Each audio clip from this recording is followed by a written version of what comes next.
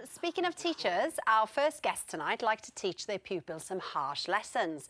Watch out, JJ, the demon headmaster of dance, Craig Revel Horwood, is here. And he's the world's toughest politics professor who doesn't hesitate to send ministers to detention. It's Andrew Marr. Hey.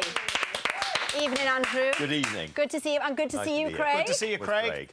Lovely to be here, darling. Now, we'll get into your appalling score of 7 for JJ later. Yes. That was a good score. That was a fantastic score. It wasn't high enough. No, wasn't high enough, But we'll get into that later on. OK, 4 weeks to go to the live final. How impressed have you been with the standard this year, despite all the extra problems of 2020? It's been absolutely amazing. I've never started Strictly with such high scores. That's because everyone's been absolutely phenomenal. I think they've got nothing else to think about or do but rehearse because they're stuck in their nucleus of groups, you know. So I think because of COVID, because of the restrictions, I think they've worked a lot harder. And of course, everyone wants the show to work and give at least the audience, you know, something to look forward to and to the lead up to Christmas. So it's a beautiful show for that. And I just have to thank the BBC for continuing to put it on through all of this COVID stuff. It's been so difficult for them, but they've done an amazing job. Yes, indeed. Well, we have to thank you lot as well, because it is a brilliant show to watch, especially, I think, this year. Now then, on the dancing theme, Craig, we have some footage of you, Andrew. Oh, no. We dug it out. No, you didn't. Yes, we did. You didn't. Yes, we did. You swine. This is Children in Need 2003, and you know, it's the tradition of the newsreaders getting together. This is just awful. So you're singing and dancing, my goodness. I'm actually not doing either of those things, Alex. Well, I think you are. Who stood out then? Because Fiona Bruce is a bit of a mover quietly, isn't she? Fiona Bruce is pretty funky, yeah. She's a funky, cool cat. I think she is. Yeah. Yeah, well, you didn't To be honest with you, there's so much embarrassment. The entire evening has just vanished from my consciousness a long time ago. And now it's back at the forefront of your mind. Thank you so much. Craig will be answering your questions about Strictly past and present, so get them in right now via our social or email, plus any you'd like to ask Andrew or JJ too, along with comments about anything else on the show. Now, with Strictly heading quickly towards next month's live final, we're happy to report that our very own JJ Chalmers is still in. Just. In case you missed it, here's the dance that kept him and his partner, Amy, out of the bottom two.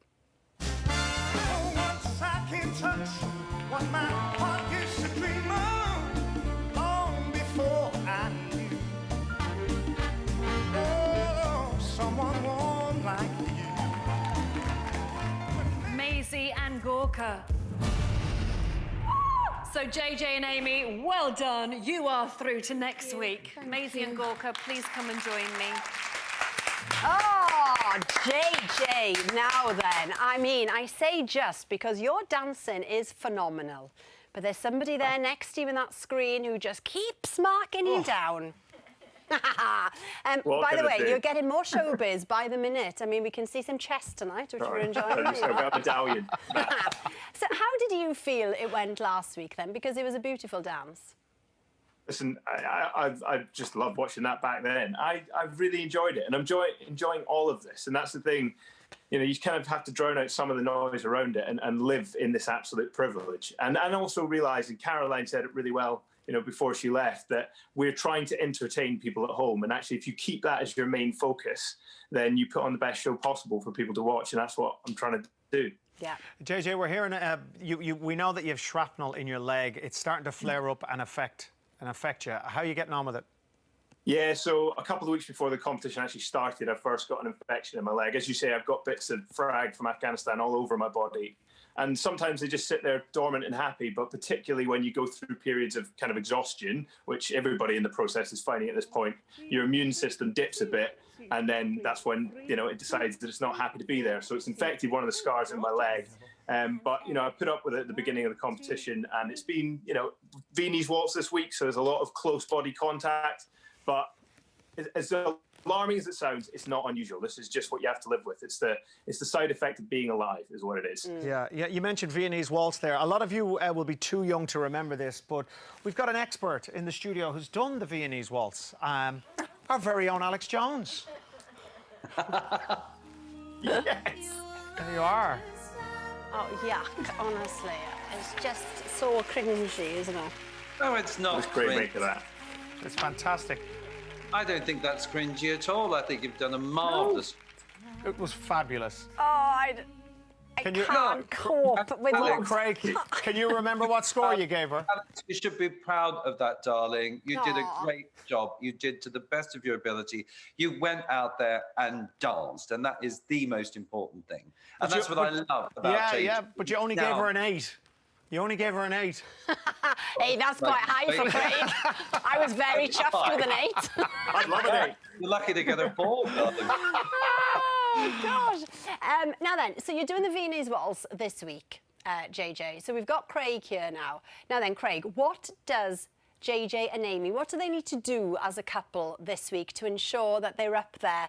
Because, you know, it's getting close now, isn't it? We're going into quarterfinals soon. Absolutely. Well, I would say you always maintain your frame, so you don't really need to worry about that as much for the Viennese Waltz. Just make sure it doesn't go up and down. That is the most important thing. There is no rise and fall. Well, there's a slight rise and fall. So the thing is to keep it smooth and turning beautifully on one level as much as you possibly can. It's interesting If you you're say... gonna do- Craig, it's interesting you say you got to make sure you don't go up and down because you've got a secret weapon you're pulling out on Saturday, and that's the kilt, JJ. We've got to make sure that doesn't go up and down. Well, there is that. No. Yes. Indeed. Yeah, so it's getting tailored at the moment, actually, and I'll hopefully get to try it on for the first time tomorrow. But it's perfect for the Viennese Waltz because it does float up slightly. yeah. I've been practicing in one this week. It's just a little float. Well, Suggestion. arguably a better weapon than Prince Harry. I mean, we'll see. Isn't it? Good luck for Saturday, JJ. We'll all be luck. watching and clapping along and hoping that you do brilliantly. Thank you, guys. No problem at all. Craig, last night, where's Craig gone? Where are you? There darling. he is. Wait. Last night we had Bhavani here, Yes. and Bhavani had, she was lovely, wasn't she? And Oh, she'd won what a woman. Best Head of a Primary School Teacher, and Yeah. 1 in a million, and you surprised her with a message. We just wondered whether there was a teacher in your life along the way that, you know, really kind of shaped you. Yeah, there was, as a matter of fact. It was my ballet teacher, to be honest, who gave me the confidence, Janet and Cheryl Brown's School of Ballet, darling, in Ballarat, in Victoria, back home. And she gave me the confidence to believe in myself. And I think that was the most important advice, you know, that I could possibly have to become a professional dancer. And just gave me the insight and the passion and sort of dancing, you know, for that, in order to become a professional. You know, I always think of her and everything that she said to me. So extremely important, because that would have changed my life entirely. There's always one, isn't there, There's for always everybody? one. Yeah. Craig, you've held back so far on the show. You haven't given any 10s. You don't tend to give a lot of them, and I understand and respect that. But do you hold back and say, I'll keep them for later, or is it just that you've been a little bit underwhelmed so far?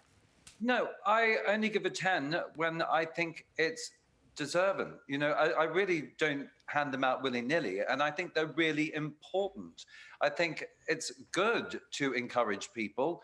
I mean, you can always find something wrong with it. You know, that is the thing. But when I give out a 10, the reason I give out a 10 is when everything comes together. The concept, the lighting, the costumes, the hair, the makeup, the music, the dance in particular, and the relationship that the couple have formed. You know, I think it's so important, and that should be magical. You know, I think I don't save them unnecessarily. I mean, that would be ridiculous.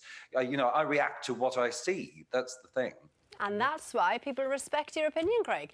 Now then, with Bruno not there every week, I mean, he's popping up now and again, Yeah. and Len gone, you are basically the only remaining original member. Can you see a time when you will leave us as well? Say it's not so. No, darling, they will have to drag me out by whatever hair is left on my head to get me out of that studio. I will be kicking and screaming to stay on that show. I absolutely love it. And it's just brilliant. And I want to see Andrew Marr on there, darling. So I'm going to get Oh, no. Not yes, a chance. After seeing that clip, Andrew Marr, you know, I love you on TV. I've watched you all my life. Craig, I love you on TV too, but you're just too damn scary, and there's no way that I'm performing in front of you.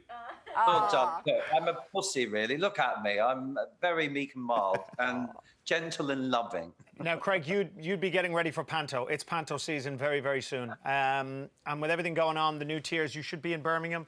How do you feel? What's going on? Well, I was, waiting with bated breath at 11:30 this morning to see what my future may hold, because I'm meant to be in Bristol. And, of course, that went to Tier 3. And so Bristol can't be done at this point in time.